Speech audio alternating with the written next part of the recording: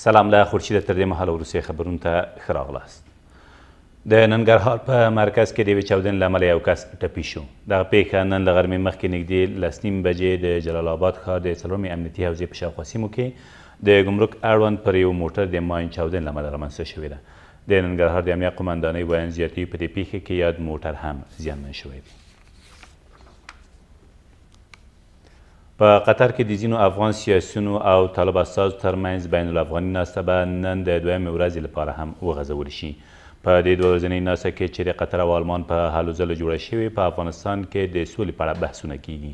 ویل کېږي په دې ناسته کې څه باندې 80 افغانان او د طالبانو 18 کسیز پلاوی ګډون لري. څارګر ملي ادارې د کابل پوهنتون د یو استاد په ګډون د 4 داعشیانو له نیولو خبر ورکړ. د دغه بنسټ د خبرپاڼې له مخې یاد استاد چې مبشر مسلمیار نومیږي په کابل کې د داعش ډلې د جلب و جذب مسؤلیت هم پر غاړه درلود. د خبرپاڼې له مخې یادې ډلې په دې وروستیو کې په کابل ښار کې د یو شمېر ترسره شویو بریدونو په طرحه او سمبالولو کې هم فعاله نقش درلود.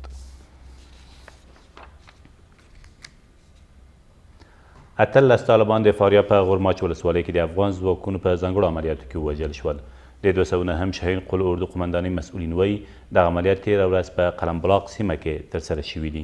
ویل کېږي په دې لړ کې افغان ځواکونو او د سیمې اوسیدونکو ته زیان نه دی اوښتی.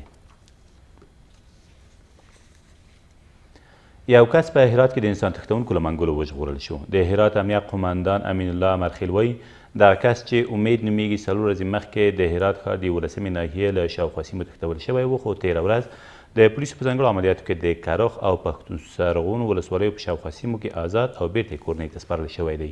ویل کېږي د دغې پیښې په تړاو څوک نه دي نیول شوي. د زابل په مرکز کې د لرې پرتو سیمو زده کوونکو لپاره د یوې لیلیې د جوړېدو د بنسټ ډبره تېره ورځ کېښودل شوه. دغه لیلیه چې د نږدې 300 زده کوونکو د ځایېدو وړتیا لري د 80 میلیونه افغانیو په لګښت چې د حکومت د پرمختیایي بودیجې له لوري ورکول کېږي په 2 کلونو کې جوړه او ګټې اخیستنې ته وسپارل شي. د زابل والي همداره ژمنه وکړه چې ډېر ژر به په کلات ښار کې د یوې بلې لیلیې چې د 4,000 زده کوونکو د ځایېدو وړتیا ولري د جوړېدو چارې هم پیل شي. او 410 کیلوګرامه چرس په ننګرهار کې د پولیسو له لوري کشف او ترلاسه شول. د ننګرهار د والي ویاند وایي دغه مواد په کابل کې په یو موټر کې ځای پر ځای او ټاکل شوي تورخم ته ولېږدول شي. خو تر هغې مخکې تېره ورځ د روداد ولسوالۍ د لارې په اوږدو کې کشف او ضبط شوي دي. د نوموړي په وینا د دغو توکو د لیږد په تړاو یو کس هم نیول شوی دی. دا تر دې مهاله وروستي خبرونه، تر بیا مو الله امد.